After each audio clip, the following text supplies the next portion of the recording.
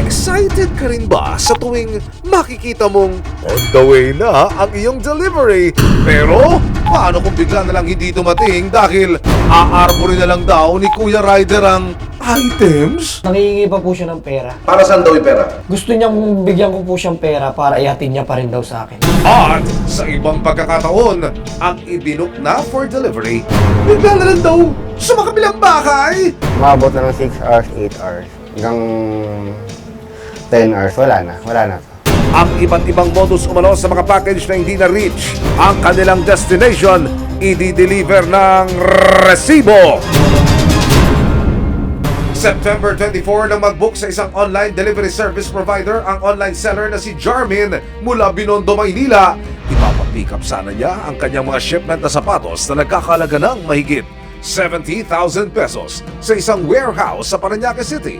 Hindi kalaunan, driver found na raw. Agad daw na kinuha ng na-book niyang driver ang kanyang personal information. Kabilang na ang detalye ng mga for pickup na parcel.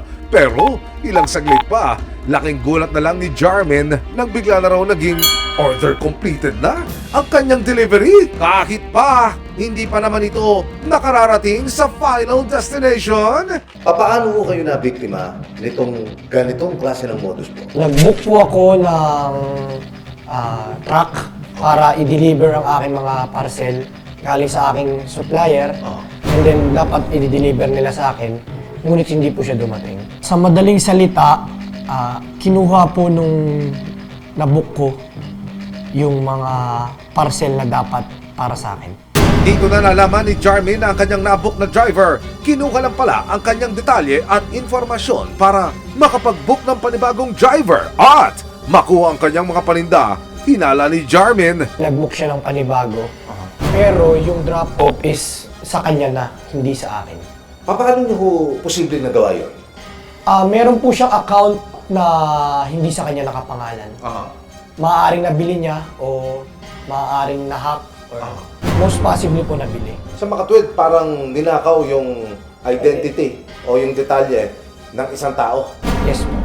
Ang sister, para naman hindi raw ma-offend si Jarmin, sinubukan pang magpaalam ng driver na sa kanya na lang daw ang mga parcel. Hoy kuya, ang aga mo naman yatang mamasko.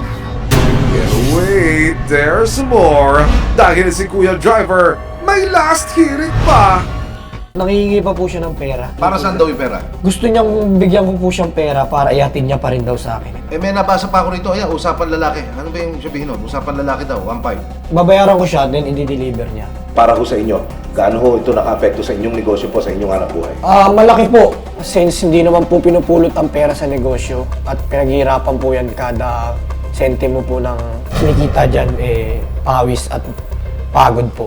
Matapos ang insidente, agad ipinost ni Jarmin sa social media ang naranasang panloloko di umano sa kanya. May nag-message sa aking totoong driver na nag-deliver ng parcel ko. Nakapareham ng resibo ang sinasabing driver na nag-pick up sa mga parcel ni Jarmin sa isang warehouse sa Parañaque City. Itatago namin siya sa pangalang Alan. Depensa ni Alan, nakatanggap lang daw siya ng booking mula sa isa pang account na may detalye at informasyon ni Jarmin at ipinapa-drop ang mga ito sa isang barangay sa Las Piñas City. Mukha naman legit dahil nga lahat ng details ng package na kukuhanin ko is galing sa kanya. Yun din yung pinakita ko dun sa pick-up point, which is binigay din naman sa akin kasi kompleto nga. Pero noong mga panahong iyon, something's fishy na raw para kay Alan. Iyon ang isang pinagtaka ko rin kasi nga supposed to be hanggang kung saan yung address mo, hindi yung i-transfer mo pa. So sinakay nila sa sidecar. Sa mga susunod na araw, nakakuha si Jarmin ng impormasyon kung saan posibleng i-deliver at sino ang tumanggap sa mga nawawala niyang parcel. Nung nalaman kong minor de edad siya, pinost ko siya sa Facebook at mayroong mga taong nagmagandang loob para ibigay yung impormasyon tungkol sa taong yun. Yung buong pangalan niya, yung lugar kung saan siya nakatira at kung sino yung mga magulang niya. Nang matuntunan ni Jarmin ang posibleng lokasyon ng menor de edad na maaaring susi para matuntun ang driver na nag-accept sa kanyang booking at ginamit ang kanyang pagkakakilanlan kasama ang resibo. Agad tumungo si Jarmin sa isang barangay sa Las Piñas City. Sa kagustuhan po ng complainant na magkaroon ng sagot sa kanyang mga tanong. So patungo ho kami sa isang area dyan sa Las Piñas at ang kanyang pakiwari ay doon naglagi yung posibleng suspect dito sa kaso na ito. Ako po si Jarmin po. Meron lang po akong idudulog na reklamo po. Scam po kasi ako. Ito po kasi yung tao ito. If kilala niyo po. Involved po kasi siya po doon sa pagkawala ng parcel po. Siya po kasi po yung nag-receive ng parcel. Ganun. Nakikilala mo ba itong tao to? Hindi ko gaano kilala, Bausi kasi yan minor. Kasama ang Violence Against Children and Women o VAUSI ng barangay, pinuntahan ang bahay ng menor de edad na di umano'y tumanggap ng mga parcel ni Jarmin. Good afternoon. May hinahanap kami tao. Meron tayong complainant. So, kailangan natin makausap pati yung bata at saka yung guardian. Saan ba ito nakatira? Dito. Dito. Sige, dito natin.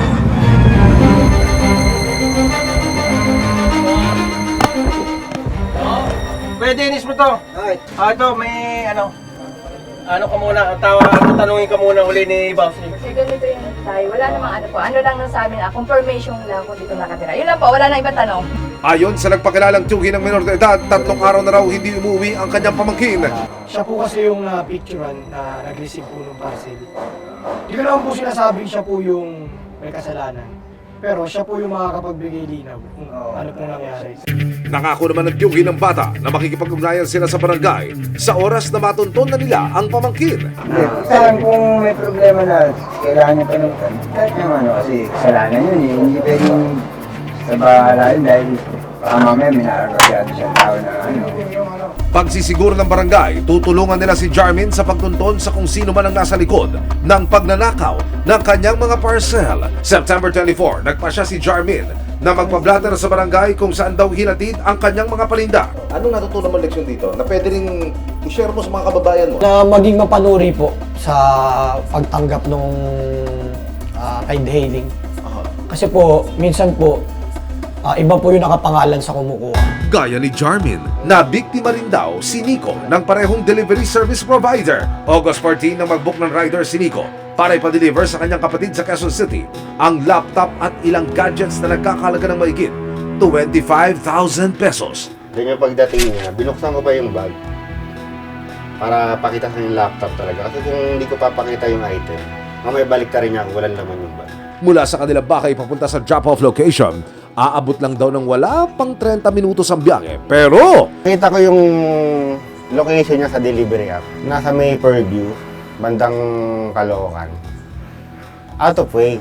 Sumagot pa rin si rider. Sabi, sorry po, malapit na po ako. Di po kasi accurate yung map, sir. Maabot na ng 6 hours, 8 hours. Hanggang 10 hours, wala na to. nang makutuban na ni Nico na posibleng nabiktima na siya ng scam, napansin niya sa CCTV footage na magkaiba ang motor na nag-pick up sa motor na nakarehistro sa application. Yung nasa CCTV na ako, iba yung motor na dumating. Sinubukan pa raw niyang tawagan ang rider na kumuha sa kanyang order pero hindi na ito makontak. Sana sa delivery app na pinagkatiwalaan ko ng item ko, sana bigyan nyo rin ng protection yung customer mo na dumating sa amin yung item na pinagkatiwala namin sa inyo. Kasi hindi naman biro minsan yung pinapadala namin.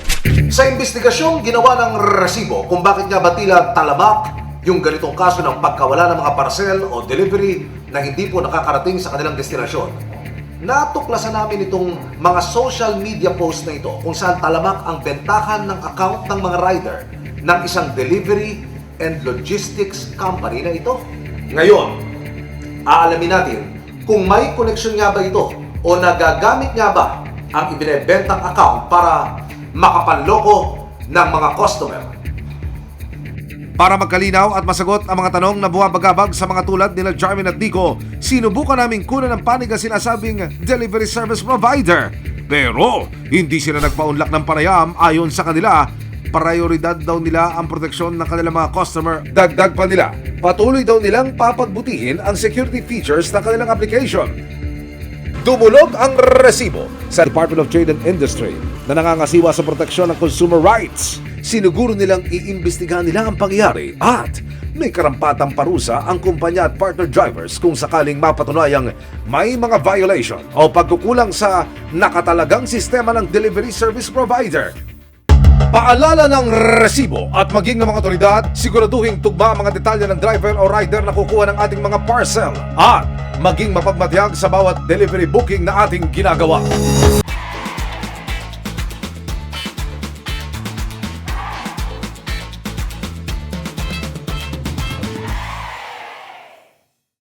Maraming salamat sa panonood, mga kapuso.